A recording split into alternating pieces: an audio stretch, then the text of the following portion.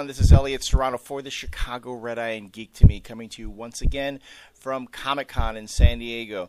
And now we have, this is a very real special treat. We have the writer, director, and star of the new horror flick, The Collector. This is from the creators of Saws 5, 6, and 4, 5, and 6. 6. Started on 7. You just started on 7. Why don't you gentlemen, we'll go around. Gentlemen, introduce yourselves. My name is Marcus Dunstan. Patrick Melton. Josh Stewart. And Josh, you are the protagonist of the film, and from what I've seen so far, you really get beat up pretty good.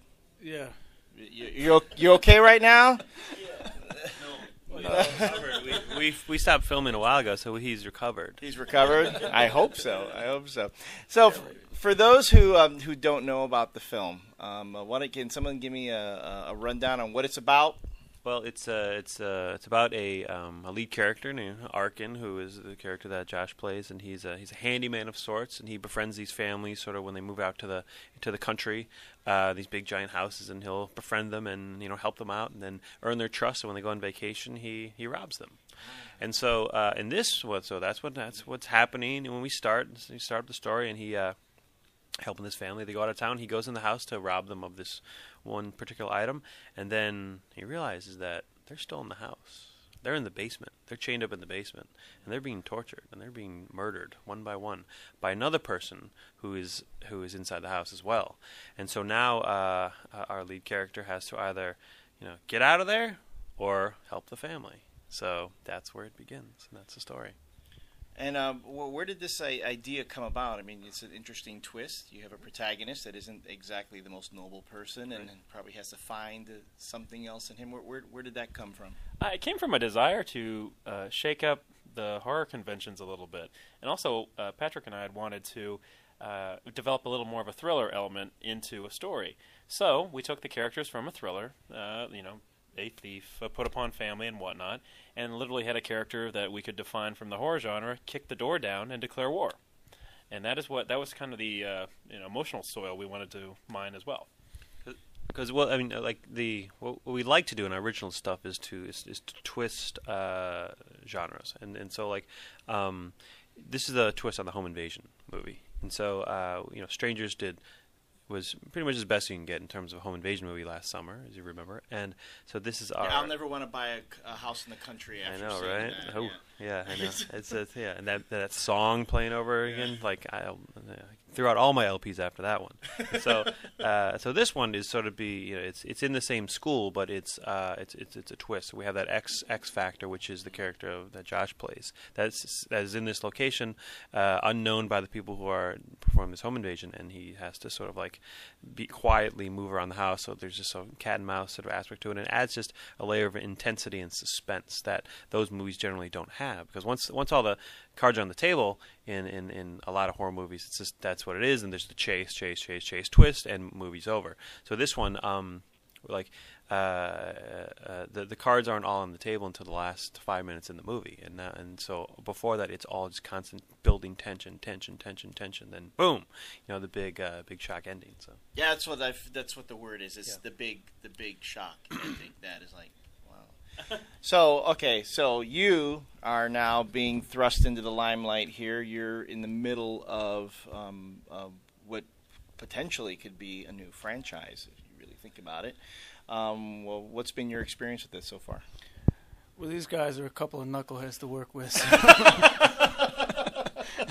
No, it was the best. It was so much fun. But, I mean, they literally beat the hell out of me on a daily basis. Hardest thing I've ever had to do. Really, literally. I mean. Well, let's talk about the actual filming of the movie. Yeah.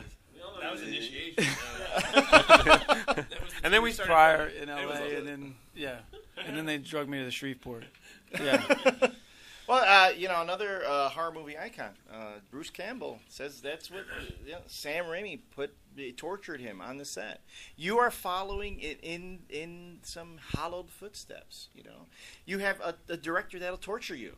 Oh yeah, it's always good in a horror movie. Well, I've told everybody that we had safety meetings every single day before we started shooting, and I just stopped going because usually that was what they were going to do to me that day. So it was like I've seen it on the paper, and I get what you guys are doing. So I'm just going to rest until we have to go. Okay. So wait. You did read the script though, right? Well, you read the script. So that's why I stopped going, because I knew what was coming, and I knew how sick these two were. So it's like I'll be over here laying down, and when you need me, I'll show up. So.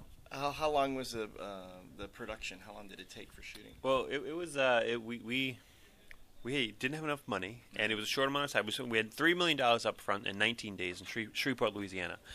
So when we were done with that, we had about 75% of a movie when we went back to Elliott and started editing. So over the next pretty much about a year, we were picking up 3 days here, 2 days here, a day here.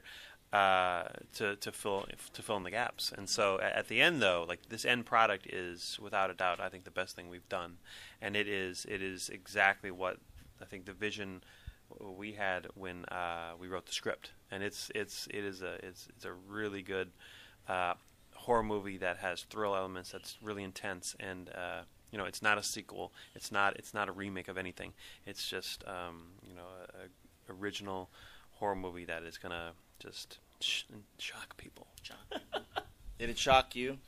More than once. Okay, now, I don't want to get any spoilers, but you gonna make it to the sequel, or are you just done? Did you say, guys, kill me at the end because I can't do this anymore? No, well, who knows? Hey, flashbacks. I have an answer to that. You must stay after the credits. Yeah. For we have a little tag at the end that gives a few answers, because I kind of like it when I like the Easter eggs. films do that. Yeah, so in this case, we're giving it to you right away, but you have to stay till the end. Because his character ends in a very interesting spot. Okay. That's all I'll say. I don't want to give anything away, right. But it's definitely worth staying through all the credits to see where that could lead to. Awesome. Okay. Well, staying till the end, that's certainly something you should do. Guys, thank you so much for this time. Thank you. Appreciate it. I forgot to mention, these are some local Illinois boys right here. Yep. Midwest Coast represent. Home Illinois and Evanston. I grew up in Evanston, Illinois. My parents now live in the city, so grew up watching, reading the. You say hi to your. Hello, Mom. Hello, Dad, and everybody back at Evanston, Illinois, and. Hello, Jimmy John's. Jimmy John's. He actually missed a flight for Jimmy John's. He loves it so much. Really? Yeah. You should get them on craft services for the next film.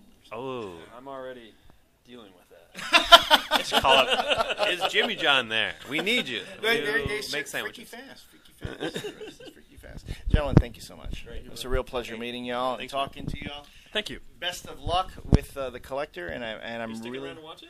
Let's see. I feel just about as beat up as the man right here, so we'll go from there. I'm telling you, you give this movie 10 minutes. If you can leave, by all means. I don't think I would be able to, so that might be a sucker bet. Cool. And if you're tired, just take a nap. Pretty much. I don't think so. Not at this one, from what I've heard. Yeah. For the cast and crew of The Collector, this is Elliott Serrano and the Chicago Red Eye. It's been Geek to Me.